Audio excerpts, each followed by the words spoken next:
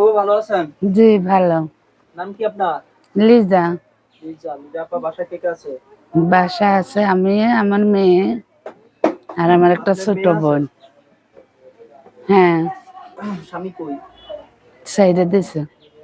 সাইডা দিছে? জি, কেন? ছাড়ছে, অত্যাচার করছে, খাওয়া পড়া দিত না, তাই নিজেরই কষ্ট করে খাইতে লাগে, নিশা পানি খায়, খুব অত্যাচার করে, জুয়া খেলায়, তাই এখন কি চাচ্ছেন? এখন চাচ্ছে, এখন একটা ভালো একটা মনের মতো মানুষ চাই, সারা জীবন আমার পাশে থাকে। সারা জীবন পাশে থাকবে এরকম মানুষ চাচ্ছেন? জি, দেশি বা প্রবাসী?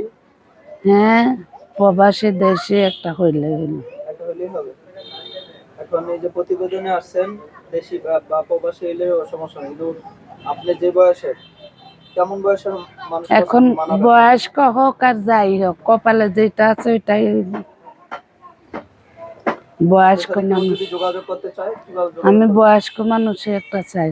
আমার মোবাইল নাম্বার আছে। কিভাবে যোগাযোগ করবে? মোবাইল নাম্বার আছে? মুখস্থ জি আছে জি নাম্বার?